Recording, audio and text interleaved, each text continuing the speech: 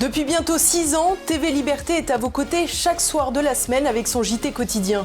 Quand France Télévisions dilapide votre redevance, nous nous efforçons de vous présenter une information honnête et objective avec une équipe resserrée et un budget 1500 fois plus petit. En moins de 18 mois d'existence, le média, proche de Jean-Luc Mélenchon, a déjà changé 3 fois de dirigeant. Pendant ce temps, TV Liberté poursuit son chemin avec les mêmes figures, celles qui l'ont façonné depuis la première heure. TV Liberté, c'est une équipe solide qui tient dans la durée grâce à sa volonté de vous réinformer, mais aussi et surtout grâce à vous. Sans publicité, sans mécènes mondialistes, notre travail repose sur votre soutien. Avec des dizaines de milliers d'émissions, des millions de téléspectateurs, des milliers d'invités, souvent privés de parole dans les médias subventionnés et des abonnés toujours plus nombreux sur les réseaux sociaux, nous avons créé une véritable communauté qui refuse le politiquement correct. Et si nous relevons le défi, c'est parce que l'on compte sur vous. Et pour continuer, nous avons besoin de vous. Car ensemble, et seulement ensemble, nous sommes solides. Alors soutenez-nous. Aidez TV Liberté.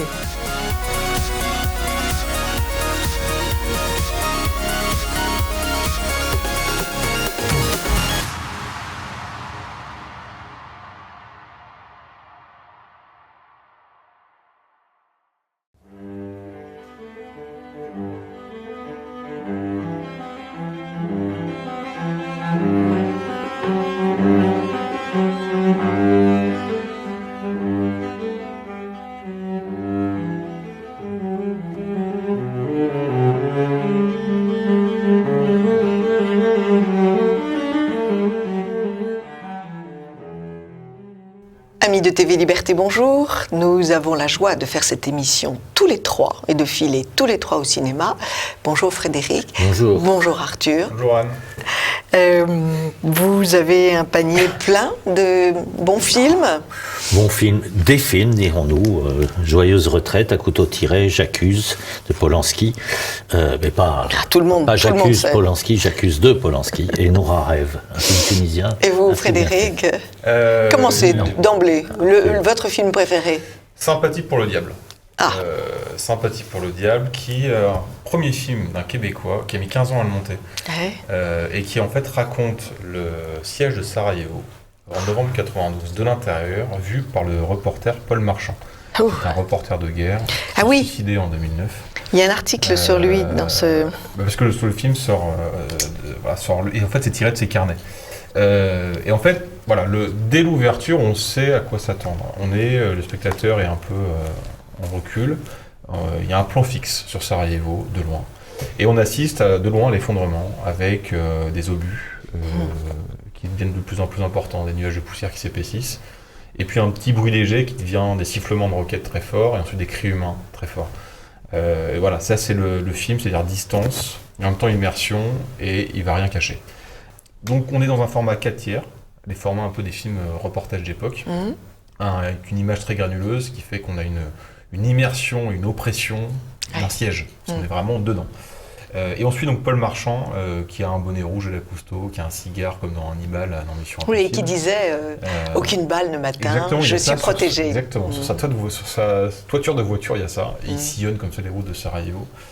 Et ce qui est intéressant, c'est que le réalisateur ne gomme pas les contours du personnage. Il est à la fois détestable, à la fois bouleversant, parce que orgueilleux, parce que fasciné par une fascination un peu morbide, et en même temps cette volonté toujours de témoigner. Et on pense un peu à cette phrase de Peggy, quoi. Il y a ceux quand à propos de Kant, vous savez, il a entre les mains sales et les mains propres, quoi. Oui. Et ben il a les mains sales, Paul Marchand, mais il a des mains. Et on voit d'autres journalistes qui filment face caméra de leur hôtel, de leur belle chambre d'hôtel avec un gilet pare-balles. Et puis l'autre phrase de Peggy, ceux qui ne crient pas la vérité. Oui. Oui, non mais on pense vraiment à Peggy, parce qu'il y a La fin de la citation. C'est quoi la fin de la citation? Ceux qui ne crient pas la vérité sont des... Je sais plus, mais il y a aussi cette phrase de il faut toujours dire ce qu'on voit, et surtout plus important, voir ce que l'on voit. Ouais. Et c'est ça en fait ce qu'il fait. Alors il est détestable, il est orgueilleux, il insulte tout le monde, il a une fascination morbide, il joue avec le feu, il dépasse un conscient de journaliste aussi, mais parce qu'il veut côtoyer le réel pour témoigner. Et donc on suit vraiment caméra à l'épaule, tout ça, sillonnant les villes désertes, ou parfois jonchées de cadavres, ou parfois avec des membres démembrés, ou parfois quand il prend juste un pot ou un café dans un appartement, il y a le petit gamin d'un côté dans sa chambre qui se fait exploser la tête par un sniper qui est caché. Voilà, on voit tout ça, mais ce qui est intéressant, c'est pourquoi il montre ça, parce que le réalisateur veut aussi témoigner. Il veut témoigner un truc très simple, que la bière c'est moche, donc tout le monde le sait. Sauf que lui, il le montre sans vouloir domestiquer la violence et sans vouloir faire un spectacle. Il est là pour dire, voilà, en 92, il y avait Sarajevo, c'était comme ça. Donc c'est un beau film sur la guerre, un très grand film sur la guerre. Les causes de la guerre, les responsables de la guerre, non? Alors on est en 92, donc à ce moment-là, il n'y a que l'armée française. C'est ce qu'on montre. L'armée française, qui est un peu emmerdée quand même, parce que on n'est pas encore... On n'est pas à l'époque où notre chef d'état-major avait chargé sur le pont à la baïonnette, qui était le dernier à avoir chargé d'ailleurs sur le pont de la baïonnette, parce que c'était au moment où les Serbes avaient pris en otage des soldats français. Là, ils sont un peu en casque bleu, c'est-à-dire qu'ils doivent observer, ils font des contrôles, mais le problème c'est que la ville est assiégée par les Serbes, et empêche tout le monde de sortir et tire, en obus, en sniper et tout. Donc, on est vraiment dans l'immersion pure, donc il n'y a pas vraiment les causes, ils racontent juste à la fin ce qui s'est passé. Là, pour comment ça s'est terminé.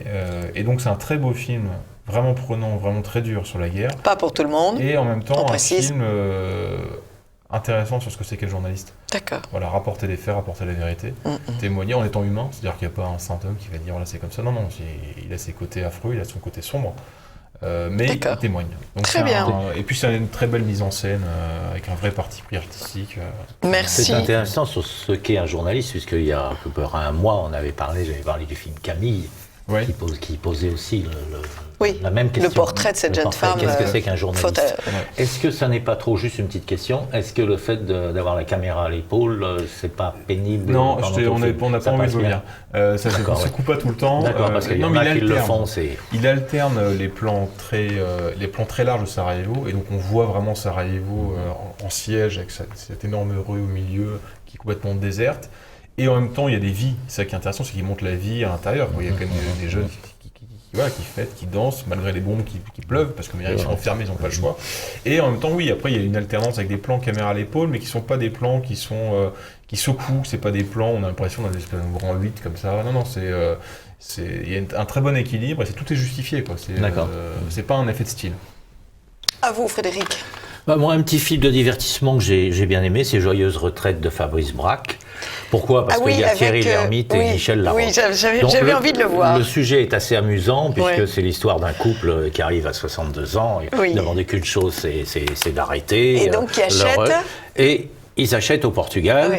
Bon, quelqu'un qui est un peu un petit escroc, ça c'est assez bien vu. Ils achètent au Portugal, ils veulent partir au Portugal. Le problème, c'est qu'ils ont une fille qui est absolument odieuse, qui est très bien jouée par Ferroni. Toute seule. Et tout le film, c'est ça. Ils veulent partir et ils sont sans arrêt coincés. Sans arrêt coincés parce qu'on leur apporte moi j'ai ça à faire, je vous apporte des... Bon, c'est assez enlevé, c'est amusant parce qu'il y a beaucoup de répliques qui sont drôles. Quand ils sont face à quelqu'un et ils ont envie de dire quelque chose, mais ils se susurrent quelque chose, donc assez cynique, assez drôle. C'est bien interprété. Thierry Lhermitte, il est parfait dans ces rôles-là. Et c'est Michel Larocque aussi, elle est bonne sauf que 2 fois, quand elle est énervée ou qu'elle est joyeuse, elle bat des ailes, elle joue la petite fille là, elle est ridicule. Je comprends pas comment à son âge elle peut, parce que ça on tient reste pas la route. Petite fille très longtemps, Frédéric. Ceci étant, on dit que ce sont les garçons qui restent des enfants et pas les petites filles. En tout cas, non, mais là, vraiment, il y a 2 petites scènes où vraiment petit pas de danse ridicule, etc. Sinon, c'est une bonne actrice, ça indiscutable. Très bien. Donc ça, c'est un film à voir pour tout le monde, et surtout pour ceux qui vont être à la retraite bientôt. Et c'est drôle, c'est sans prétention, mais c'est un beau divertissement. Sauf que je crois que le temps de la retraite au Portugal est fini, puisqu'ils ont décidé d'augmenter les prix et les taxes et tout ça. Oui, puis c'est terminé. Oui, et puis on ne sait pas maintenant, puisqu'on ne sait pas ce que va faire Macron avec la retraite. Donc peut-être 75 ans, on va voir. On n'aura même plus l'argent pour aller jusqu'au Pyrénées. Un troisième? Oui, un Le Mans 66, comme l'indique le titre, ça raconte une course c'est plus qu'une course, c'est le combat Ferrari, entre Ford, constructeur automobile, et Ferrari, qui est gagnant des précédents 24 heures du Mans. Et donc on est un peu dans le cinéma, un peu la papa, vous savez, le cinéma hollywoodien des années 50, grand spectacle, voilà. C'est assez sympathique. Le problème, c'est que si on voit bien le circuit, avec plein de virages, le film est très très rectiligne. C'est-à-dire qu'on est dans le biographisme assez typique. en 3 parties, avec ses têtes d'affiche qui cabotinent plus qu'il ne joue, avec cette photographie léchée, et qui dure 2 heures, plus de 2h30. Oui, ça doit faire beaucoup de rugissements dans l'oreille. Pas tant que ça, parce que justement, le souci, c'est qu'une fois dans la voiture, c'est super bien. C'est vraiment... Et pourtant, moi, c'est pas quelque chose qui m'attire, qui m'amuse. J'ai peu d'intérêt pour la voiture, encore moins pour les courses automobiles. Mais là, j'ai pris beaucoup de plaisir. Mais une fois qu'on en sort, on est dans des trucs un peu l'archétype de base, avec l'opposition de caractères qui sont vraiment très écrits, et puis surtout, ils vont surtout pas sortir un peu de leur couloir. Donc pas de surprise, pas beaucoup d'autres choses que le film d'action. Ça se regarde bien, c'est une bonne qualité, c'est trop long. Il n'y a pas de surprise. Il vaut mieux assister qu'une vraie Formule 1. Si vous êtes amoureux des courses automobiles, oui. C'est le cas pour moi. Donc, pour un soir où il pleut. Mais je ne l'ai pas vu parce que je savais qu'au cinéma, ça me... Frédéric, oui. Alors, à couteau tiré de Rian Johnson. Il manque l'odeur des gaz au cinéma. Il n'y a pas tellement d'odeur. Il n'y a pas d'odeur ? Non. C'est surtout le bruit. C'est pour ça, quand on fait des courses de voitures électriques, ça me fait un petit peu rire. À couteau tiré de Rian Johnson. Alors, c'est l'histoire de la mort suspecte d'un homme qui écrivait des polars, qui s'appelle Harlan Tremblay. Il écrivait des polars, il était riche, il a une famille autour de lui, donc on voit évidemment juste avant sa mort comment il déshérite certains, comment il s'engueule avec tout le monde. Il meurt, mort suspecte, et à ce moment-là, il y a toute une enquête qui est faite par Monsieur Blanc, Benoît Blanc, qui est un détective interprété par Daniel Craig, ce qui est assez intéressant parce que c'est quand même autre chose que les films de James Bond. Il est bon là-dedans, il y a quelques faiblesses, et surtout, les gens comparent ça à du Hitchcock, à mon avis, rien à voir. Les gens parlent d'Agatha Christie, mais Agatha Christie, c'est à lire et non pas à voir comme ça. Moi, j'ai été quand même déçu. La première partie m'a plutôt un peu ennuyé. Ensuite, ça se débloque un petit peu, et tout le film, c'est de dire... essayer de trouver le coupable. Excusez-moi, les gens au cinéma, d'abord, sont plutôt passifs et ne cherchent pas dès le début du film à savoir quel est le coupable, parce que si vous le cherchez, vous écoutez un moment quelque chose et vous allez tout de suite voir qui c'est. Bon, c'est pas extraordinaire, moi je trouve que c'est un peu long, mais on en parle beaucoup. Alors je laisse les gens choisir s'ils ont envie d'y aller ou pas. Très bien. Très bien. C'est pas extraordinaire, non. Je monte au créneau. Moi, je suis allée au théâtre, pardonnez-moi, je n'ai pas vu de film, mais j'ai vu La Folle de Chaillot, que j'avais présenté ici avec la compagnie de Catherine Tadgrain, La Folle de Chaillot de Giraudoux, et c'était absolument éblouissant. D'abord parce que le texte de Giraudoux est extraordinaire, d'une actualité folle, puisque c'est une femme, une vieille baronne, vieille comtesse, qui a décidé d'éliminer les escrocs et les promoteurs, qui souvent sont les mêmes. Et alors, il y a 4 escrocs là, qui ont décidé qu'il y avait du pétrole à Chaillot pour évacuer tous les propriétaires et pour pouvoir s'approprier toute la colline. Et alors, elle, avec son air évaporé et sa vue basse, elle va venir à bout de ces escrocs. Et le texte est fantastique. On a ces réflexions très marrantes. C'est un texte léché. Hein. Giraudoux, on est avant-guerre. Un texte merveilleux. Et 2 citations délicieuses. C'est ces publicitaires qui ne font pas la différence entre le réel et le faux et le réel. Et les maçons construisent et les francs-maçons détruisent. C'était typique Giraudoux. Et donc on prend. Et puis c'était très très bien joué par Catherine Tadgrain, Françoise Alméras et tous les autres. Voilà. Alors au cinéma, je peux vous parler d'un film que je n'ai pas vu, parce que je n'ai pas l'intention d'aller le voir, mais nous avons un ami commun qui s'appelle Guillaume de Tarlet, qui, sur son blog, il va au cinéma 2 fois par semaine, avec sa femme, comme l'inspecteur Colombo, et il nous parle des éblouis. Alors, les éblouis, eh bien, j'ai pas voulu le voir, parce que c'est encore une charge contre le monde catholique, et ça suffit. D'abord, il se détruit tout seul, donc on n'a pas besoin de charger la mule, j'ai envie de dire. Alors, c'est un film pernicieux, dit Guillaume de Tarlet, de Sarah Succo. C'est une charge contre l'Église catholique qui commence dans une paroisse de ville avec un curé muni de son étole à la fin d'une messe, serrant les mains à la porte de son église. Puis on comprend que ce prêtre appartient à une communauté charismatique, comme il en existe tant depuis le Concile, où les fidèles se retrouvent pour prier et chanter avec les mains en l'air. Progressivement, cette communauté apparaît être une secte et le curé, un gourou, exerçant une emprise psychologique sur ses ouailles qu'il coupe de leur famille tout en récoltant leurs économies.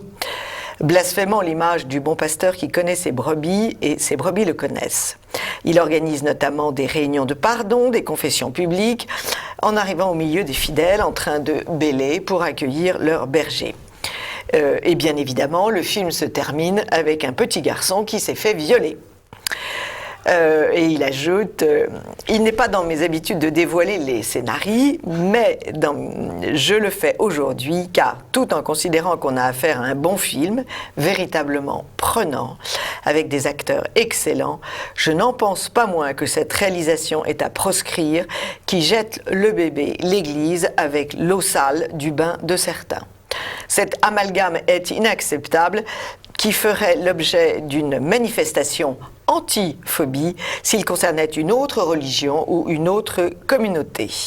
Les communautés charismatiques ne se réduisent pas à des sectes et en outre, l'Église ne se réduit pas à quelques communautés. Je crois en l'Église une, sainte, catholique et apostolique, fermez les guillemets, une église sans péché qui n'est malheureusement pas sans pécheur. Je trouve que cette chronique est excellente et comme ça m'a permis d'informer les téléspectateurs qui iront le voir s'ils ont envie de voir l'église se faire baffer une énième fois. À vous, Frédéric, un autre. J'accuse, de Polanski. Oui. Alors évidemment, on en parle beaucoup pour les raisons que vous savez, puisqu'il y en a qui veulent le boycotter. D'abord le casting, vous avez Grégory Gadebois, vous avez Olivier Gourmet, vous avez évidemment Dujardin qui joue le rôle du capitaine Picard, parce que le film, c'est l'affaire Dreyfus, qui a quand même duré 12 ans, qui est vu du côté du capitaine Picard. Donc c'est quand même quelque chose de spécial, et c'est une enquête, c'est sous forme d'enquête. Sur le plan historique, c'est vrai qu'on n'a pas la totalité, parce que c'est quand même beaucoup plus compliqué qu'on a pu le dire. Oui. On ne le voit pas qui avoue, puisqu'il avait avoué qu'il avait fait une grosse faute, une grosse erreur. Vraisemblablement, la bonne thèse, c'est qu'il avait des contacts avec l'ambassade d'Allemagne, il essayait de les bluffer pour essayer d'avoir quelque chose, parce que c'était un ambitieux, donc il voulait Et qu'il avait des besoins d'argent. Et qu'il avait des besoins d'argent, mais c'est surtout qu'il voulait essayer de tirer de l'Allemagne des choses intéressantes et lui de donner des choses qui n'étaient pas intéressantes. Il a joué un petit jeu, et du coup, on a chargé la mule, alors c'est l'histoire d'Esterhazy, l'histoire du petit bleu, etc.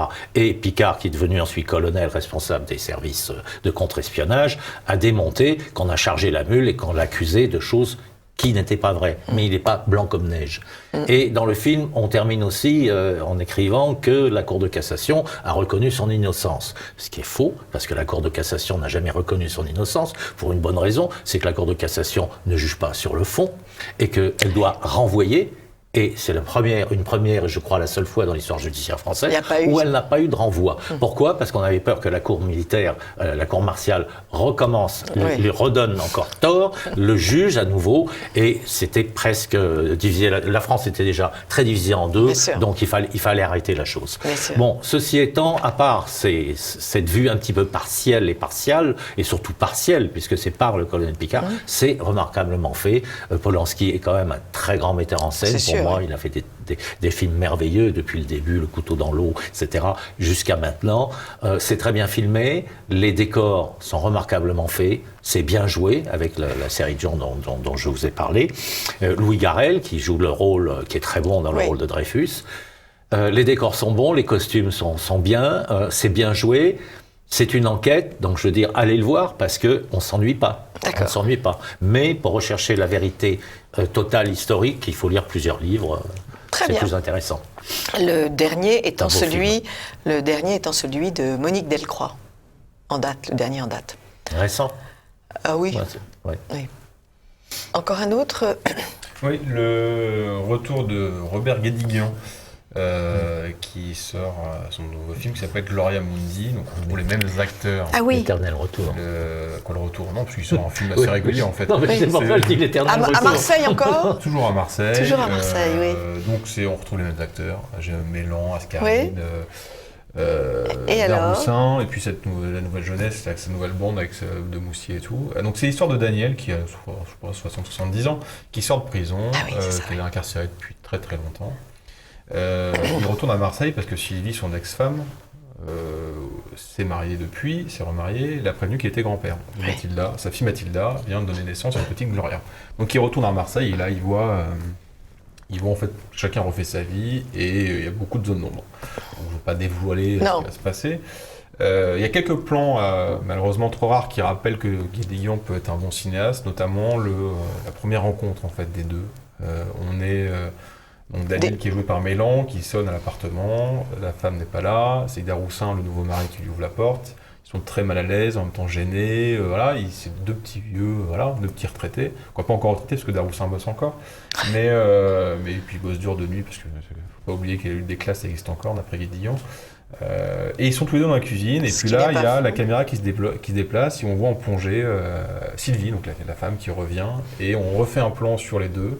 Et là, le sourire se dessine sur les deux. Donc, il n'y a pas de dialogue. C'est joli. On comprend. Voilà. Bon, malheureusement, il y a des petites scènes comme ça, des petits trucs qui montrent que oui, il sait mettre en scène. Malheureusement, après, c'est très caricatural, quoi. On devine tout. On voit tout arriver, c'est surappuyé. Donc, Daroussin, il est chauffeur RATP. Quoi, c'est pas RATP à Marseille, mais chauffeur de bus. Il bosse de nuit. Pour gagner plus d'argent parce qu'il crève de faim, sa femme fait des ménages, voilà, ils en rajoutent. Ils ont leurs enfants, dont ils ont deux filles, la deux fils est maquée avec un type ils ont créé une boutique pour vendre, en fait c'est des exploiteurs de misère, quoi. Ils rachètent des trucs que dalle, ils réapparent et puis ils vendent ça une fortune aux pauvres, quoi, pas aux pauvres prolétaires, parce qu'il y a une vraie différence chez Guédiguian que le prolétaire, bon marxiste et le peuple, quoi. Le peuple peut être mauvais, le prolétaire est toujours juste. Et puis en même temps, donc, ils exploitent la misère, ils se shootent à la chenouf, ils font des sextapes, quoi. C'est-à-dire en gros, toute la saloperie moderne, ils se concentrent en deux personnages, quoi. Donc c'est fin comme un bazooka, mais bon, c'est Guédiguian, ça arrive. Et voilà, donc il y a des moments sympas, mais on devine tout. Ça, c'est pour l'analyse du film. Après, il y a quand même un truc, c'est qu'il faut quand même faire aussi une analyse un peu historique et cinématographique de Guédiguian. Ça fait quand même 30 ans que ce type-là, qui est un marxiste assumé, gauchiste, progressiste, imprime des tracts sur pellicule, quoi. Il fait que ça, parfois avec du talent. Il fait que ça, et puis donc voilà, c'est la lutte. Donc il y a forcément une lutte, il y a toujours un camp du mal. Le camp du mal, ça peut être le voisin qui est du peuple aussi, mais c'est le peuple, c'est pas le prolétaire, il vote FN, c'est un méchant. C'est la France des racistes, c'est la France, il faut abolir les frontières parce que c'est mal. Voilà. Et puis aujourd'hui, il fait un film en disant « Ah, c'est affreux, les deux jeunes, ils ont rien reçu. » Et connard, ça fait 5 ans que tu flingues la transmission et tu dis le jeune il a rien reçu, c'est affreux. Et puis il fait du fric. Ah ben marrant, il n'y a plus de frontières, il fait du fric, c'est étonnant quoi. Et puis après il envoie sa femme, la Nostra Venise, qui reçoit un prix, qui est une très bonne actrice, Ascaride, et qui dit ah oui, je pensais à tous les migrants dans la mer quoi. C'est-à-dire ce type-là a participé à la déconstruction de tout pendant 30 ans. Et aujourd'hui il pleure et il va. Donc moi c'est cette génération qui fait la morale sur pellicule. Au bout d'un moment, je leur demande pas de faire un mea culpa, mais je leur demande juste de rendre le tablier et d'arrêter de faire des films. Parce que voilà, ils sont responsables. Les leçons de morale, ça va. On arrête 2 secondes. Guédiguian, en fait, c'est un cinéaste engagé. Il fait de la politique par le biais du cinéma. Et il aura, et vu qu'il a fait quand même beaucoup de films sur Marseille, il aura sa rue la propagande Coco, ça commence à bien faire. Non, mais on est d'accord. Mais je te dis, il fait de la propagande. Il faut réagir un moment, il constate un truc. Le fric, les migrants. Mais il se trouve que ces personnages marseillais sont attachants. Mais c'est ça, on est content de revoir, même si on les déteste, parce que Daroussin, Ascaride, ils font la morale, j'en ai ras-le-bol de ces gens-là. On est quand même content de revoir, pour ceux qui ont le courage de voir toute la filmographie de Guédiguian, on est content de retrouver. C'est comme un feuilleton. Qui ont soixantenaires, qui ont vieilli, qui évoluent et qui constatent la misère affreuse qu'ils ont créé. Qui est derrière la caméra. Oui, absolument. C'est une grande série. C'est affreux et se plaindre. C'est une grande série. C'est une grande série il continuera et quand il mourra, il aura la rue Guédiguian à Marseille. Voilà, c'est tout. C'est dommage qu'il y a encore une fois. Mais il y a des choses sympathiques dans ce qu'il fait. Il sait mettre en scène des choses et qu'il le fait parfois avec émotion et vérité et ça se voit. Mais globalement, ça reste du tract gauchiste. Absolument. Alors, un petit film que j'ai aimé, c'est un film tunisien qui s'appelle Noura Rêve, de Boujma. Film tunisien, mais enfin aidé naturellement par le CNC, la France, etc., parce qu'ils n'ont pas les moyens de faire des films. C'est l'histoire d'une femme, 5 jours avant le divorce. Son mari est un petit salopard qui est en prison. Ouais. 5 jours avant le divorce, on est là, donc on voit Noura, Jamel qui est son mari qui est en prison, mais pas de chance, elle avait un amant, Lassad, elle est terriblement amoureuse d'un homme, et lui il sort de prison plus tôt que prévu. Donc vous voyez le problème, naturellement. Donc il se doute, c'est un salopard fini parce qu'il l'accuse d'avoir trompé devant les petits-enfants, etc. Enfin, il fait tout. C'est vraiment le salopard, le Jamel en question. Et il l'oblige à donner rendez-vous parce qu'elle nie, mais il y a un moment, elle se laisse aller parce qu'il la menace. Il la menace physiquement. Donc elle donne rendez-vous à son amant, lui y va. Ne nous dites pas la fin. Lui y va, je ne vous dis pas la fin. Je n'en suis qu'au premier tiers. Donc, ne nous racontez pas tout. Alors, il y va, il se fait casser la gueule, il subit les derniers outrages à l'arabe, et voilà. Donc, mais c'est fait avec beaucoup de pudeur.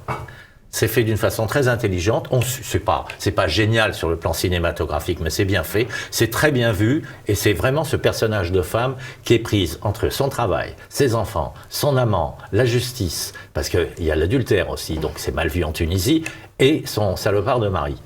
C'est lourd à porter, elle s'en tire très bien, mais c'est très intéressant. Bien. Ce que j'aime chez Frédéric, c'est son amour des héroïnes. J'aime bien les héroïnes fortes. Absolument. En tout cas, ceux qui supportent beaucoup de choses comme ça. Non, bon, ça y est, c'est fantastique. Alors, moi, je signale que les studios Saint-Louis ont sur Internet, sur la chaîne YouTube, leur série disponible fin décembre, qui s'appelle Sicut Servus.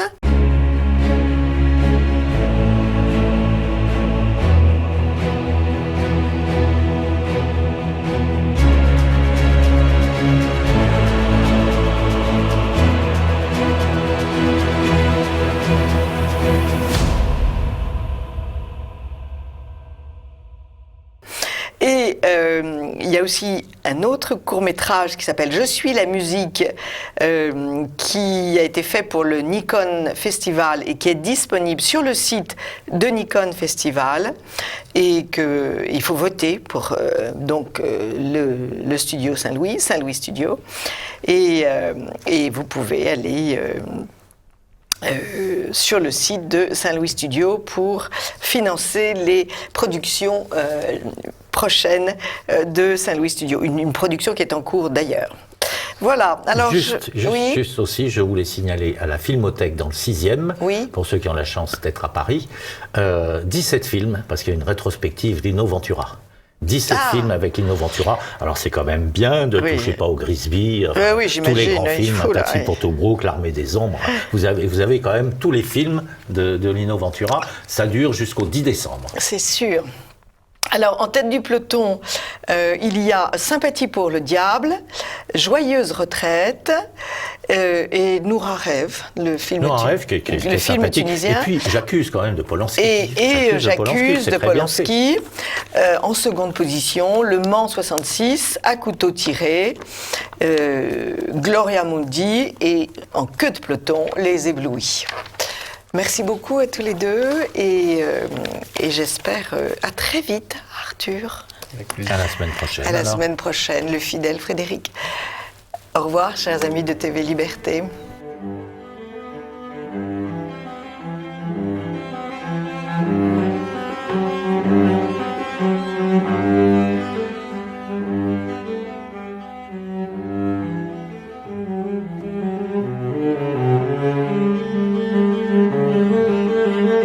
Amis de TV Liberté, bonjour.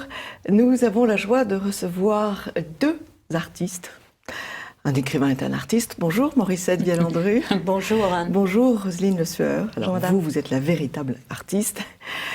Pour une collection que j'aime beaucoup, qui s'appelle Les Saints de France, la légende dorée des enfants. Qui sont une série de petites plaquettes, parce que c'est tout mince, des petites vies que vous rédigez, Morissette. Vous en êtes à quel chiffre? Oui, plus de 70 maintenant, plus 80 de 70, peut-être. Oui. Que vous pouvez abonner vos enfants chers amis de TV Liberté, aux éditions Saint-Jules, et ils recevront tous les mois, tous les 2 mois, tous les mois, vous vous rendez compte, cette petite merveille. Merveille à plus d'un titre.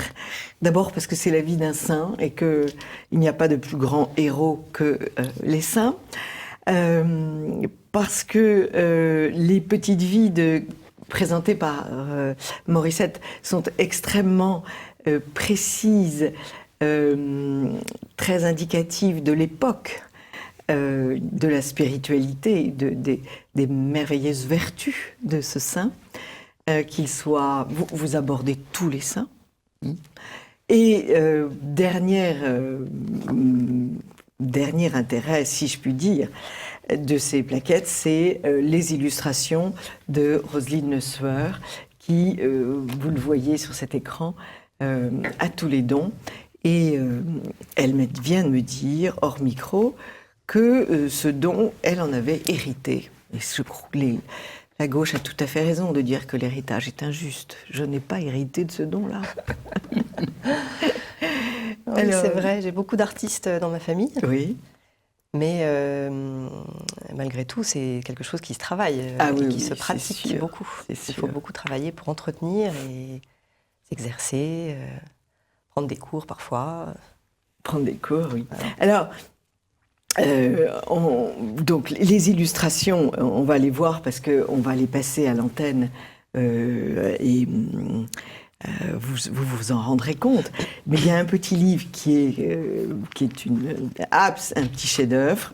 C'est mon abécédaire animalier. Alors ça, c'est j'adore les abécédaires. Je trouve que c'est. Mais là aussi, on va passer les planches à l'antenne. Là, vous vous régalez. J'ai envie de dire, vous vous lâchez, comme disent les jeunes. Vous avez ce ballet de baleine pour le B, bien évidemment, la cigogne qui claquette sur son nid. Vous avez un goût pour les enluminures? Parce que chaque lettre est une enluminure. Oui, en fait, c'était l'esprit qu'on avait voulu retranscrire. Oui. J'ai d'ailleurs illustré un autre petit livre sur les enluminures qui s'appelle Mon atelier d'enluminure. Ah oui. Qui a pour but d'initier les enfants à l'art de l'enluminure. Oui. Donc c'est vraiment le b.a.-ba, c'est tout simple. Oui. Mais c'est ce même principe, une lettrine mise en valeur avec des jolies illustrations et des couleurs très vives. Des couleurs très vives, mais très... Vous ne mariez pas le orange et le rouge, par exemple, comme c'est très à la mode aujourd'hui. Vous mariez par contre le bleu et le jaune. Comme Monet. Vous avez...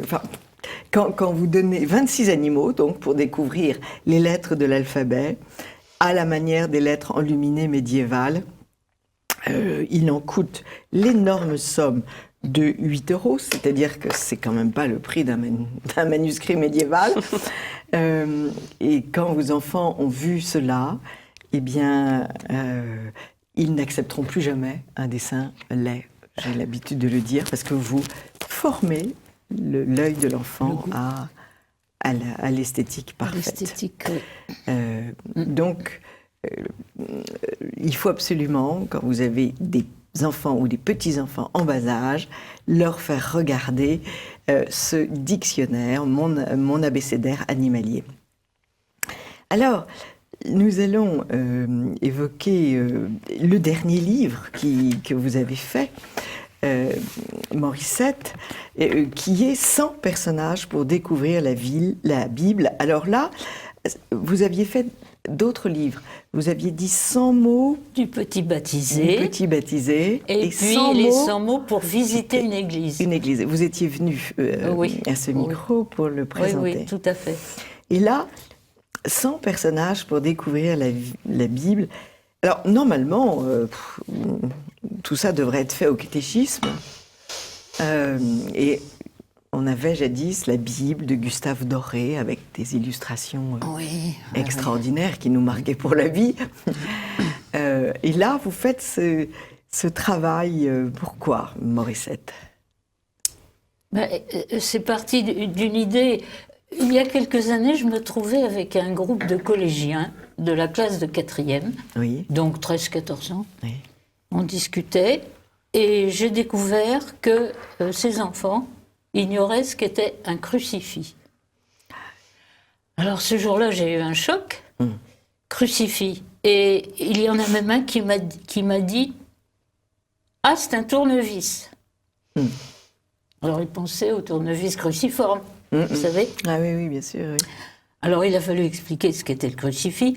Et ceci m'avait donné l'idée des 100 mots du petit baptisé. Oui. Parce que je me suis dit, un enfant de France chrétien baptisé doit connaître quand même un certain nombre de mots. Alors quels sont ces mots? Mais celui qui... Et ça a été la première idée. Mais ça. celui qui ne savait pas ce que c'était qu'une croix, il n'était peut-être pas baptisé. Il était dans une famille tout à C'est fait possible. en dehors de... C'est possible, puisque évidemment, je n'ai pas posé de questions. Oui, oui.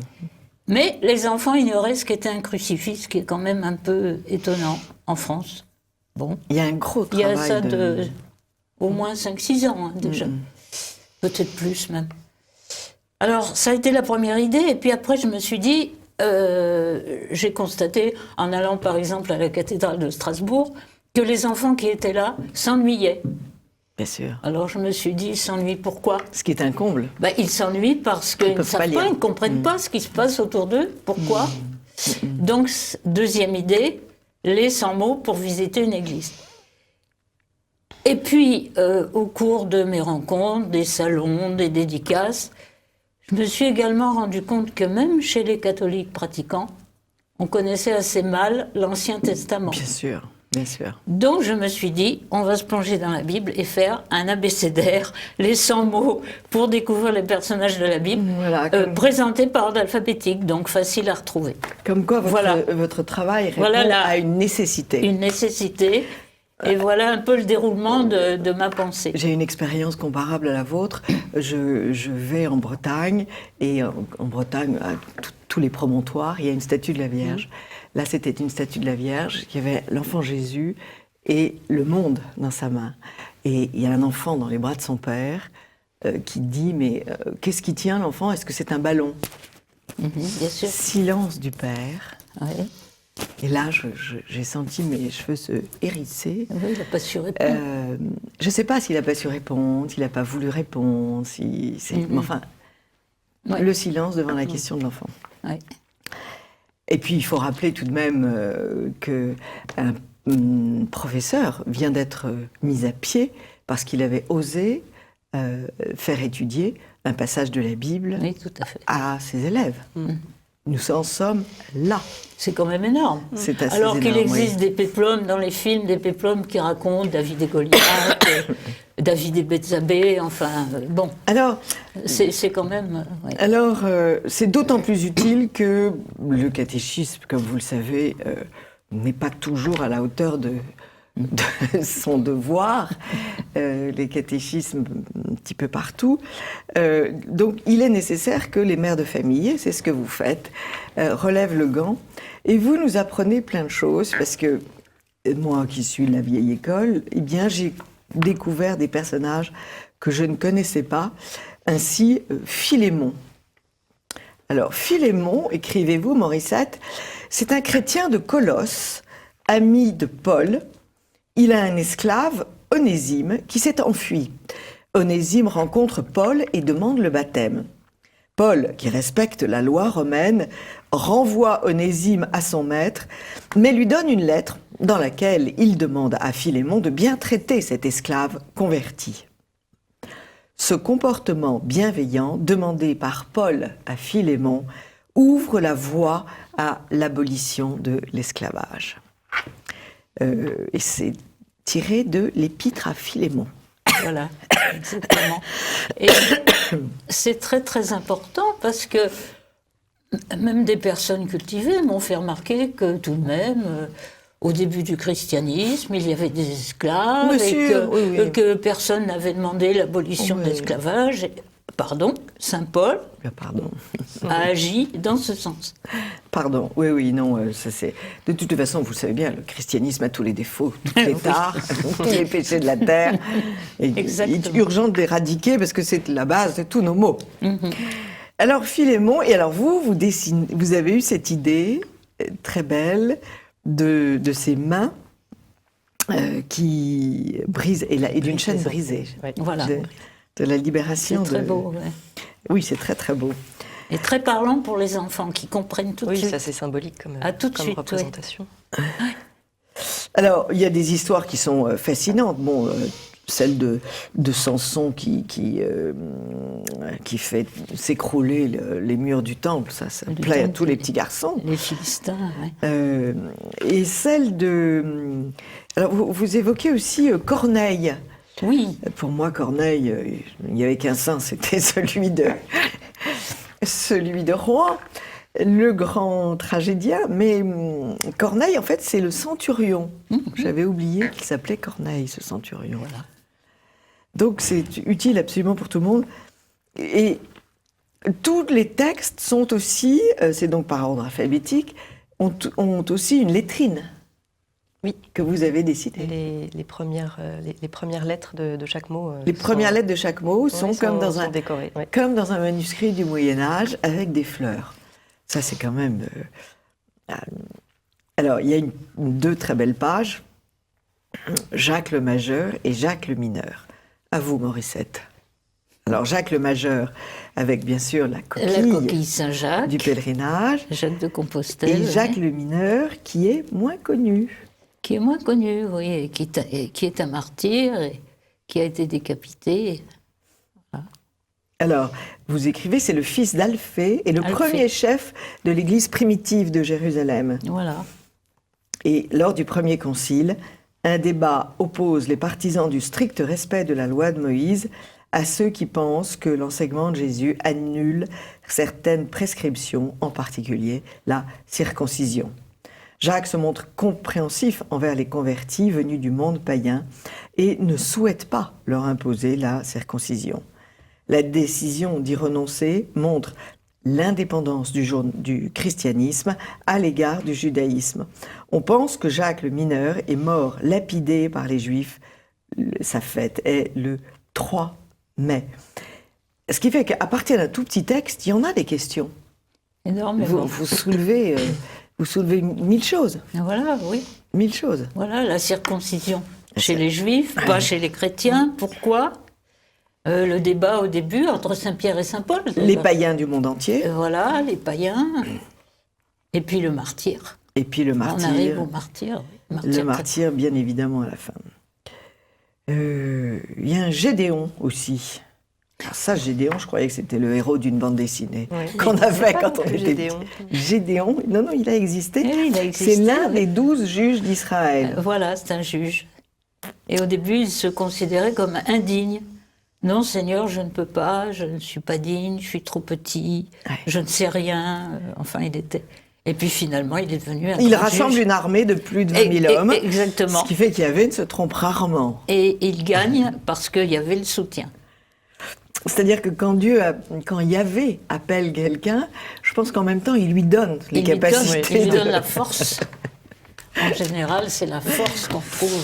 C'est un livre absolument inouï, 100 personnages pour découvrir la Bible, par Morissette Vialandru, illustré par Roselyne Le Sueur. Il y a une autre petite collection que je voudrais mettre en valeur aussi. Alors, donc ça, c'est un beau livre relié. Vous avez les petits livres cartonnés de l'abonnement, qui coûtent la modique somme de 4 €. Et puis, vous avez des tomes qui réunissent oui, 10 par 10. Oui. 10 par 10, voilà, les vies de saints. Vous avez aussi illustré le tome 4 ou 5. Ça doit être le 5. Roselyne 5. Oui. Et puis, il y a une petite collection à part. Ce sont les chouans du Mexique et l'extraordinaire aventure des Cristeros et du petit saint José Luis de 14 ans qui est mort. Et martyr. Martyr de sa Et foi. Abominablement torturé. Torturé. Alors, vous avez peut-être vu, chers amis TV Liberté, le beau film de Dean Wright. de Dean Wright, Cristeros. les Cristeros. Eh bien voilà, Morissette raconte cette vie et ça a été un choc pour notre petite France parce qu'on ne connaît pas grand-chose du Mexique. On sait qu'un empereur français y est mort fusillé. Oui, Maximilien. Maximilien. Mais cette aventure, elle n'est pas du tout connue. Ce massacre des catholiques par le gouvernement républicain franc-maçon du Mexique dans les années 20, c'est absolument... de 26 à 29. 26 à 29. Voilà. Appuyé, il faut quand même bien le dire, par les Américains. Les États-Unis, oui. Mais oui, mais ils ne voulaient pas un État catholique à leur porte. Voilà. Donc ils ont appuyé. Voilà. Donc tout ça est extrêmement instructif. Et j'avoue que ça dépasse le Mexique. Oui. Parce que c'est un enseignement. Martyr des chrétiens, encore une fois. Qui est malheureusement terriblement d'actualité aujourd'hui. Et puis ça explique le comportement très particulier, nous allons dire, pour rester modéré, de ces chers républicains à l'égard des catholiques qui n'avaient rien fait pour provoquer ce l'ire de ces gens-là. Parce que les Christéros n'avaient rien fait. Non, ils demandaient simplement à pratiquer leur culte. Et liberté religieuse, c'est tout. Et le christianisme s'étant extrêmement bien implanté au Mexique, grâce aux missionnaires, grâce aux jésuites espagnols. Et puis surtout grâce à l'apparition de la Vierge Marie, en 1531, la Vierge de Guadalupe. Et depuis cette époque, tout le Mexique était chrétien, en particulier le Mexique des campagnes et le Mexique central, toute la partie centrale. Et c'est surtout là que... les Cristeros ont agi dans les villages du centre. Donc ça, cette collection, elle est historique, elle est aussi religieuse, mais elle est historique.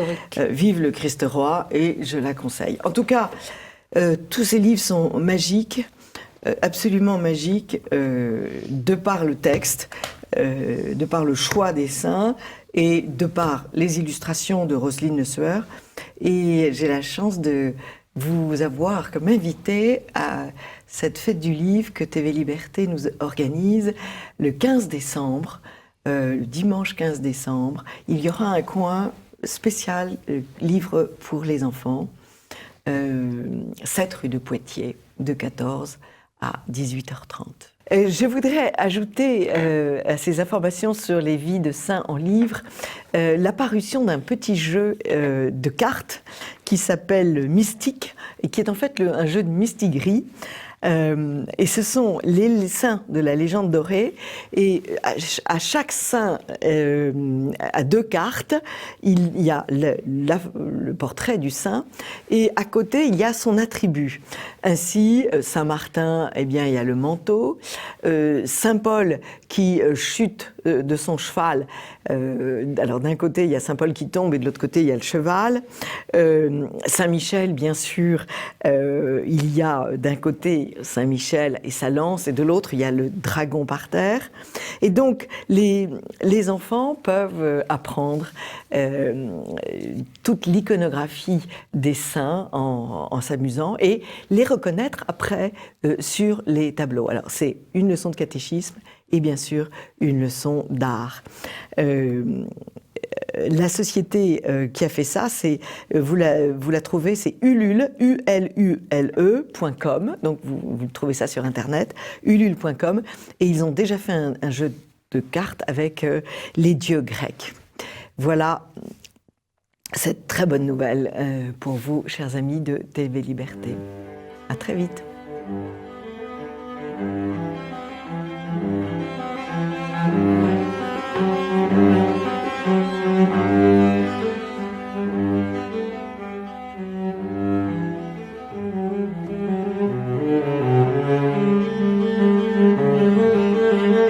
Chers amis de TV Liberté, nous avons la joie de recevoir Fabien Bouglet pour cette rubrique Patrimoine, éolienne, la face noire de la transition écologique, aux éditions du Rocher. Bonjour Fabien Bouglet. Bonjour Anne Brassier. Alors, nous avons fait beaucoup d'émissions sur ces éoliennes, parce que c'est notre combat et c'est notre bête noire. François Dalguin, qui a écrit lui aussi un livre sur les éoliennes, vous écrivez ce deuxième livre important. Non, devrais même dire le troisième, parce qu'il y a aussi les livres de Patrick Buttré, qui a un poste important. Alors, il y a eu différents livres. Il y a eu le livre de Jean-Louis Buttré, président de la FED, qui est plus un manuel de militants anti-éoliens. Et il y a eu le livre de Pierre Dumont et de Monsieur Denis Kergorlet, Éolienne, chronique d'un naufrage annoncé, qui sont tous des livres qui sont franco-français, plus orientés vers la militance anti-éolienne, tandis que la nouveauté de mon livre, qui est le premier livre grand public, puisqu'il est publié aux éditions du Rocher, fait un tour d'horizon mondial de la question de l'anti-éolien. Donc c'est vraiment un livre vraiment novateur. Mais vous restez vous restez quand même militant. On a enlevé toutes les aspérités militantes, justement pour en faire un livre d'experts, de spécialistes, en documentant avec 450 sources mondiales, d'études scientifiques, d'études de relevés du ministère de l'écologie. Donc c'est vraiment totalement novateur, et ça a été souligné d'ailleurs par le quotidien Les Échos, qui a précisé à quel point ce livre remettait en cause le joyeux monde de la promotion éolienne. Félicitations Fabien Bouglet, si vous avez eu un article dans Les Échos, c'est très très bien, mais rassurez-moi, je n'ai pas constaté que vous étiez très pro-éolien dans son livre. Ah non, ça c'est le moins qu'on puisse dire. Mais parce qu'en fait, le livre, au travers de ce tour du monde des questions anti-éoliennes, que ce soit au travers des questions de santé, des questions de mafia, des questions d'écologie, avec l'impact des éoliennes sur le monde marin ou sur le monde des oiseaux, en fait, montre de facto un visage sombre du déploiement des éoliennes. Et c'est sans militance, si je puis dire. C'est-à-dire qu'en fait, lorsqu'on étudie bien la question, et après 10 ans de combat contre ces monstres d'acier, on se rend compte que derrière cette image fleurie, si je puis dire, que nous dévoile Greenpeace, puisque Greenpeace nous dit que les éoliennes, c'est des jolies fleurs que l'on met dans l'environnement, que c'est un joli bouquet de fleurs pour sauver le climat, eh bien, derrière cette image bucolique, eh bien, il y a une image sombre, terrible de l'éolien, et c'est cette face sombre que j'ai voulu mettre en lumière. Et d'ailleurs, hier, j'étais à l'Assemblée nationale, invité par Contribuables Associés pour présenter mon livre à une quarantaine de députés, et ils étaient édifiés, parce qu'effectivement, depuis des années, nous avons vécu la propagande Feld des promoteurs éoliens qui achètent des espaces publicitaires, qui se font des publis rédactionnels dans la presse, et on le voit encore aujourd'hui dans un quotidien national, où ils insistent, l'envol de l'éolien, ça fait 20 ans qu'on dit qu'il y a de l'envol de l'éolien, eh bien il était temps de faire un livre anti-fake news des promoteurs éoliens, et ce livre, eh bien je l'ai rédigé, et c'est un succès de librairie, j'en suis ravi, puisque depuis 1 mois et demi qu'il est sorti, eh bien on a un marathon de communication et de succès. Vous apportez énormément d'informations nouvelles, mais ne critiquez pas le militant. Jean-Louis Buttré, polytechnicien en retraite, qui a passé 20 ans de sa vie dans ce combat, n'a pas fait un livre de militant, il a fait un livre extrêmement rationnel. Je dirais c'est un objet littéraire, il a une plume fabuleuse, et il dit que les marais de Poitevin de son enfant sont en train de disparaître. Si vous voulez, un militant n'est pas forcément le crétin parfait qui avance le front baissé, c'est aussi le type ou la femme qui a bien étudié un dossier et qui a décidé de partir l'âme à l'épaule. Vous avez raison, mais vous avez parfaitement raison, et moi-même ayant été militant pendant des années, soit en tant qu'élu, soit en ayant dévoilé la corruption dans l'éolien et les tarifs de rachat, je sais à quel point il est fondamental parfois de dépasser ce côté un peu gilet jaune que l'on peut avoir pour justement être... Oui, mais il est temps, si vous voulez, si je défonce les gilets jaunes et les militants, c'est qu'il est temps que chaque Français devienne un militant. Si chaque Français reste dans son fauteuil en disant quel dommage, les éoliennes vont nous foutre en l'air tout notre pays, eh bien on va les avoir. Il faut vraiment qu'ils montent au créneau, et cette émission est faite pour donner de l'énergie. D'ailleurs, parlons tout de suite d'un truc qui m'effraie, c'est que juridiquement, on a raccourci plutôt le délai pour créer une association et lutter contre un projet d'éolienne. Oui, ça, vous soulignez quelque chose de très important et le travail très important des associations, notamment de la FED et de Vente Colère, qui représente presque 2000 associations anti-éoliennes en France. 2000, c'est quand même énorme. C'est quand même très important. Alors, je dis 2000, c'est 1500 pour la FED et 500 pour Vente Colère. Il y en a qui se... Mais on peut dire que c'est entre 1500 et 2000. Effectivement, il faut saluer le travail de terrain extrêmement important. Et d'ailleurs, on a récemment lancé l'opération Géranium, qui consiste à envoyer mon bouquin en recommandé aux maires et aux préfets. Et c'est un énorme succès parce que comme ça, on va dire aux préfets, aux maires, vous pouvez pas dire que vous ne saviez pas les informations. Et donc, effectivement, il faut louer ce travail qu'a pu réaliser tous les prédécesseurs qui ont écrit ces ouvrages et qui sont des ouvrages très importants et qui ont permis, finalement, de rendre public parfois avec des années de combat, ces questions environnementales. Bel exemple de militantisme. Envoyez votre livre aux maires et aux préfets. En recommandé. Alors, pour revenir effectivement, pourquoi on fait ce type d'opération? C'est que par rapport à l'excellent travail que nous menons depuis des années et que la FED mène depuis des années avec sa tête Jean-Louis Buttré, les promoteurs éoliens n'ont rien trouvé d'autre que de supprimer les voies de recours. Ils ont supprimé d'abord le premier degré de juridiction dans l'éolien en mer, et non contents de supprimer de ce premier degré de juridiction pour l'éolien en mer, ils l'ont supprimé le premier degré de juridiction pour l'éolien sur terre. C'est-à-dire qu'aujourd'hui, alors qu'avant on allait au tribunal administratif, puis à la cour administrative d'appel, puis au Conseil d'État, nous n'avons plus le premier degré de juridiction. Et le plus grave, Anne Brassier, c'est que, alors que préalablement, on n'avait pas besoin de payer un avocat au tribunal administratif. Maintenant, il faut. Désormais, il est obligatoire de payer un avocat dès la cour administrative d'appel. Et au prix du tarif horaire de l'avocat. Voilà, et donc ça, évidemment, on sait que toutes nos associations dans la France entière ont des besoins d'argent, qui sont face à des multinationales qui ont des réserves d'argent considérables, eh bien, on se retrouve dans la situation d'être en difficulté pour agir contre ces monstres d'acier et de fibres de carbone. Mais alors, ma question, c'est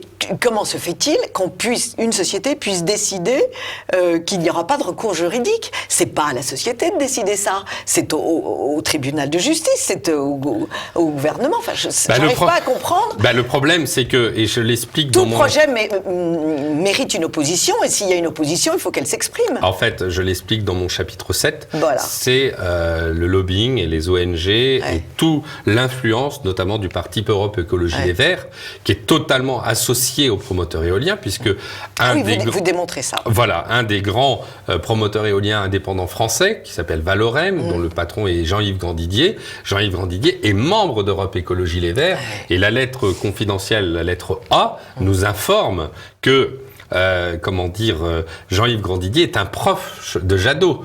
Or, Europe Écologie Les Verts, depuis des années, avec Baupin, Jean-François Placé, François de Rugy, n'ont eu de cesse que de diminuer les verrous à l'éolien et à les supprimer. On supprime la règle des 5 mâts, supprime les ZDE, zones de développement éolien, on a supprimé les voies de recours. Là, il y a un arrêté qui prévoit la fin des commissaires enquêteurs dans le cadre des enquêtes publiques. Donc, l'ensemble des voies de recours et l'ensemble des modes d'action que pouvaient avoir nos concitoyens dans le cadre de la lutte anti-éolienne sont supprimés les uns après les autres. Nous assistons, via un lobbying extrêmement puissant des promoteurs éoliens, à la mise en place d'une dictature verte, d'un totalitarisme vert, qui est absolument insupportable à nos yeux, et c'est ce que je dénonce dans mon livre, dans le chapitre 7, sur la connivence, sans parler des associations environnementalistes ça c'est en effet qui reçoivent nouveau de l'argent des promoteurs éoliens. Ça, c'est en effet très très nouveau. Vous insistez aussi beaucoup sur le mensonge des énergies renouvelables. Alors, tout à fait. Et là, je dirais que mon livre arrive à point nommé, puisque la commission d'enquête parlementaire ouverte par Julien Aubert cette année vient de rendre ses conclusions hier. à l'Assemblée nationale. Et une des conclusions les plus importantes qu'il faut retenir, c'est que Marjolaine Mifer, qui était rapporteur de la commission d'enquête La République En Marche, et Julien Aubert, les Républicains, ont tous dit d'une manière unanime que les énergies renouvelables ne servaient pas à la baisse des émissions de gaz à effet de serre. Et je crois que là, c'est une information capitale, puisqu'aujourd'hui, l'Assemblée nationale, dans le cadre d'une commission d'enquête parlementaire, a dévoilé ce que je dévoile dans mon bouquin, a repris cette information, qui est reprise d'ailleurs par d'autres depuis des années, que les émissions de gaz à effet de serre ne pouvaient pas être contrebalancées par les énergies renouvelables de type éolienne. Alors là, c'est une information capitale, parce qu'on est en train de dépenser des centaines de milliards d'euros pour une source d'électricité qui n'est pas efficace en termes de baisse de ces émissions de gaz à effet de serre. Et qui va se traduire par une augmentation de nos impôts, de la taxe sur l'essence et de la contribution au service public de l'électricité. Et l'autre point qui est la conséquence de cette conclusion de cette commission d'enquête, c'est que les différents députés ayant fait partie de cette commission ont demandé la baisse et la suppression des subventions aux éoliennes. Oui. Donc là, on a une prise de conscience politique de ce que... Et quel député ?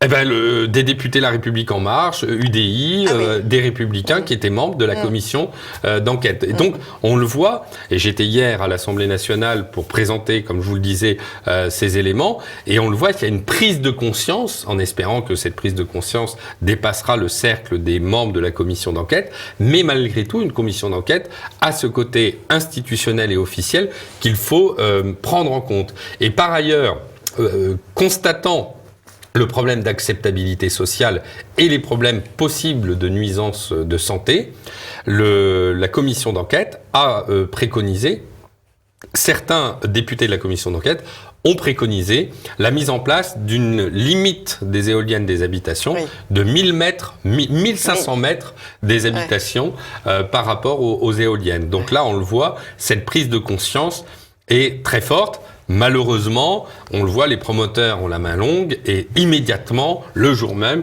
il y avait des articles dans certains journaux économiques pour dire l'envol des promoteurs éoliens. Donc, on le voit, on a une véritable guerre de communication pour lequel on se bat à armes inégales. Et je vous remercie, Anne Brassier, de m'inviter aujourd'hui pour parler de ce livre. C'est pas de la communication, c'est de la propagande. Il faut appeler les choses par leur nom.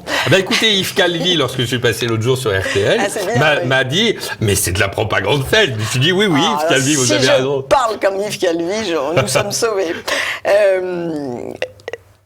Vous dites bien aussi, évidemment, le danger pour tous ces animaux, pour tous les oiseaux migrateurs. Tout à fait. Et pour les animaux qui sont sous les éoliennes. Oui, il y a effectivement un grave... C'est là tout le paradoxe des éoliennes. On dit c'est pour sauver la planète et le monde animal. Alors qu'on fout tout en l'air. Alors qu'on fait tout en l'air. Que le miélan royal est une victime absolument gigantesque. Il y a une étude en Inde qui montre que 75% des milans royaux disparaissent à proximité des éoliennes. Les oiseaux marins, sur l'île de Man, une étude réalisée par une ONG de défense des oiseaux, baisse de 75 à 50% des oiseaux marins et quasi-disparition du puffin des Baléares, oiseaux en risque mondial d'extinction. Enfin, on est hécatombe en matière de chauves-souris. Alors ça, c'est important parce que les sociétés de défense des animaux sont assez puissantes. Donc elles sont assez puissantes, mais le problème... par exemple, Seabird d'Espagne avait fait une alerte en 2011 pour alerter sur les millions d'oiseaux qui étaient déchiquetés par les éoliennes en Espagne. Une année après, la plupart des associations, l'association qui avait émis cette alerte, retrouvaient des financements par la Fondation Iberdrola, le premier promoteur éolien espagnol. Et c'est comme ça que j'ai expliqué dans mon livre que toutes les associations environnementales, WWF, France Nature Environnement, la Ligue de protection des Ils oiseaux, sont pleins aux as. même maintenant. la Fondation du patrimoine reçoivent de l'argent des promoteurs éoliens. La Fondation du Oui, la patrimoine. Fondation du patrimoine C'est un comble. j'ai trouvé un communiqué de presse d'un promoteur éolien et de la Fondation du patrimoine où la Fondation du patrimoine dit qu'elle a un plan de 3 ans de financement par ce promoteur éolien. Oui, tout à fait. Mais quel est leur argument mais quelles imbécilités de ces gens-là de recevoir Et c'est encore le cas. de l'argent de gens qui veulent les tuer. Parce que tout de même, j'ai reçu ici des gens qui avaient acheté une belle demeure et qui avaient sué sang et eau pour remettre en état cette belle demeure, et on leur construit des éoliennes dans la perspective de leur maison. Des gens qui vont recevoir des touristes et qui se retrouvent au bord d'un parc éolien Tout à fait. considérable. Oui. Je veux dire, c'est de l'inconscience ou quoi? Écoutez, le problème, c'est qu'une grande partie des associations environnementales, et le cas particulier de la Fondation du patrimoine, ont reçu de l'argent des promoteurs éoliens, ce qui, évidemment, supprime une partie de leur libre arbitre lorsqu'il s'agit de dénoncer la présence de ces éoliennes par rapport à l'impact qu'elles peuvent avoir sur le monde animal. Par exemple, prenez la Ligue de protection des oiseaux. Elle met dans un colloque qu'elle est de longue date partenaire de France Énergie Éolienne et du syndicat des énergies renouvelables. WWF, c'est pire. WWF, je l'expose dans mon bouquin, c'est vraiment passionnant. Il y a des frères jumeaux, les frères Germa. L'un est ancien patron d'une société d'investissement dans les énergies renouvelables. Il devient directeur général de WWF. Et son frère, il est le patron de la Compagnie du Vent, un des principaux promoteurs éoliens français, qui a vendu d'ailleurs sa société à Engie. Et donc on n'est pas surpris de voir WWF faire de la propagande pour les éoliennes, alors que les éoliennes ont des impacts extrêmement forts sur le monde marin. Par exemple, les baleines qui s'échouent à cause des infrasons à proximité des parcs éoliens, les chauves-souris, je l'ai dit tout à l'heure. Enfin, on est dans des conflits d'intérêts. Et mes falaises qui vont foutre en l'air.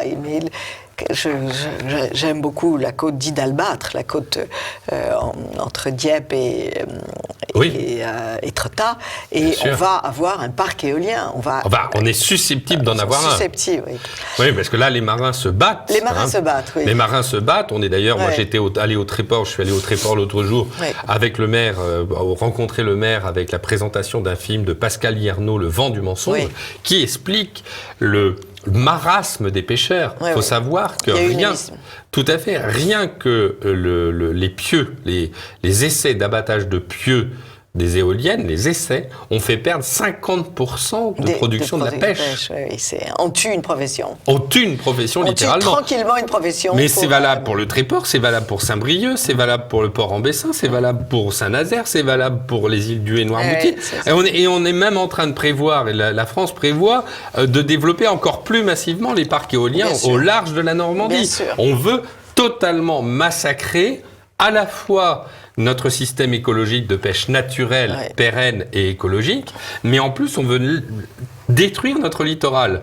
Alors ce qu'il faut savoir, par exemple, ce qui est quand même vraiment très intéressant, c'est que les Trois Gorges, la société des Trois Gorges, qui est une société chinoise, propriétaire d'un barrage électrique en Chine, est propriétaire d'environ 30%. Barrage qui a anéanti des dizaines de villages. Tout à fait. Les Trois Gorges sont propriétaires de 30% du parc potentiel du Tréport et 30% potentiel du parc de Noirmoutier, l'île d'Yeu. Bon. Il faut savoir que eux, quand on regarde la presse internationale, ils ont prévu de développer leur activité au-delà des parcs éoliens de l'aquaculture. C'est-à-dire qu'ils vont faire des poissons aux hormones, là où on avait un poisson naturel, puisqu'ils vont avoir détruit l'activité traditionnelle de pêche, à côté de leur parc éolien, ils vont créer des espèces d'immenses bacs à poissons qui vont être produits et non pas pêchés. Vous voyez, vous voyez toute la perversité. On est en train de passer à une pêche côtière, écologique, naturelle, avec respectueuse de l'environnement. Quand vous pensez que, par exemple, les pêcheurs de Saint-Brieuc ont un rôle dans le rétablissement de l'écosystème des coquilles Saint-Jacques, en rejetant les coquilles Saint-Jacques trop petites, etc., eh ben on détruit cet équilibre naturel. Et là, c'est fortement scandaleux, vraiment scandaleux. Et là, j'alerte le gouvernement, je vais arrêter ces foutues éoliennes au bord du front. Vous allez massacrer la pêche traditionnelle et vous allez détruire le tourisme français. Et toutes ces installations sont pérennes, on ne pourra jamais les retirer. C'est beaucoup trop gros, beaucoup trop lourd. Dans la terre, ces blocs de béton sont inamovibles. Alors que ce soit en terre et en mer ou aussi. en mer, il faut savoir que un socle d'une éolienne, c'est 1500 tonnes de béton et 50 tonnes de ferraillage. Ouais. Alors quand on nous dit qu'on va enlever les blocs de béton dans la mer, en terre, c'est juste impossible. Alors la loi oblige à raboter 1 mètre par rapport au niveau du sol. Alors ce qu'ils font, c'est qu'ils enfoncent d'1 mètre le socle. Comme ça, ils ont réglé la question. Alors imaginez les impacts de béton et les tonnes de béton en mer. Là, il faut massacrer complètement. Il faut enrocher les câbles d'alimentation et des câbles plutôt de raccordement des éoliennes avec des tonnes et des centaines de milliers de tonnes de pierres, sans compter que la plage qui va recevoir le câble a du coup des impacts électromagnétiques, puisqu'en fait, ce sont des lignes à haute tension. Donc, on est vraiment Ça va être désagréable de se baigner dans ces endroits-là. Ah oui, dans l'endroit où il y a les raccordements, ça va être même dangereux. On va être électrocuté. Pas électrocuté, mais du moins, on va subir les ondes électromagnétiques. On va subir des ondes. Votre description de ce monde, du meilleur des mondes possibles, était excellente. Merci beaucoup, Fabien Bouglet. Et vous avez raison, il fallait s'intéresser à l'international pour traiter ce problème national. Je pense qu'il fallait, parce qu'aujourd'hui, et d'ailleurs je terminerai sur ce point, aujourd'hui la Pologne, suite à la COP24, vient de mettre en place un plan d'arrêt de l'éolien avec un plan de désinstallation d'ici 2040. L'Allemagne n'a installé que 35 éoliennes avec une baisse de 82% des éoliennes installées. La Norvège vient d'arrêter son plan national d'installation d'éoliens. Le vent de l'Est se lève. Le tsunami va emporter la filière éolienne française. Vestas, premier fabricant d'éoliennes, a annoncé un grand plan de licenciement. Siemens également. Et le 3e fabricant, Cevion, d'éoliennes au monde, vient d'être liquidé et racheté en partie par Siemens. Donc on le voit, les conditions de développement de l'éolien sont loin d'être heureuses, sont plutôt dans le cadre d'un effondrement mondial de la question. Et évidemment, face à cet effondrement, les différents promoteurs ont une agressivité commerciale en termes de lobbying extrêmement fort. C'est bon signe. Et c'est très bon signe. Ça veut dire qu'ils deviennent mauvais. Ça veut dire qu'ils deviennent mauvais et ça veut dire que je pense que, et je vous fais cette annonce, que nous allons assister à la fin de la filière éolienne française d'ici les mois, j'espère les mois, ou du moins, si ce n'est quelques années, nous allons assister aux premières désinstallations de ces éoliennes parce que le principe de précaution contraint le gouvernement à arrêter cette filière qui peut avoir d'énormes impacts sur la santé de nos concitoyens. Est-ce que l'État fait face à quelques procès ? Est-ce qu'il n'y a pas déjà des gens qui ont attaqué l'État pour... Alors ça va commencer à Laon.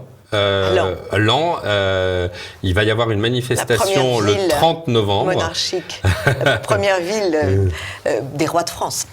Et à Laon, il y a une conférence que je vais animer le 30 novembre. Et là, vont être déposées les premières plaintes pour les impacts sur la santé à l'égard de l'État, effectivement. Donc ça sera les premières plaintes qui vont être déposées sur le sujet du principe de précaution et des impacts sur la santé. Bravo, bravo, bravo, et merci de ce recueil d'informations internationales, parce qu'en effet, ça fait froid dans le dos et ça montre bien que le problème est encore plus effroyable que je ne le pensais à l'international. Je rappelle que vous avez donc écrit Éolienne, la face noire de la transition écologique aux éditions du Rocher, et que vous êtes aussi conseiller municipal à la ville de Versailles, à la tête de la liste Versailles Famille à venir. 3 jolis mots qui ont tendance à ne pas être bien respectés. Merci beaucoup Fabien Bouglet. Merci Anne Brassier. Et je dois signaler, chers amis de TV Liberté, que Fabien Bouglet sera présent à Lire sous les sapins le 15 décembre, 7 rue de Poitiers, de 14h à 18h30. Merci beaucoup Fabien. Merci. À très vite, chers amis de TV Liberté.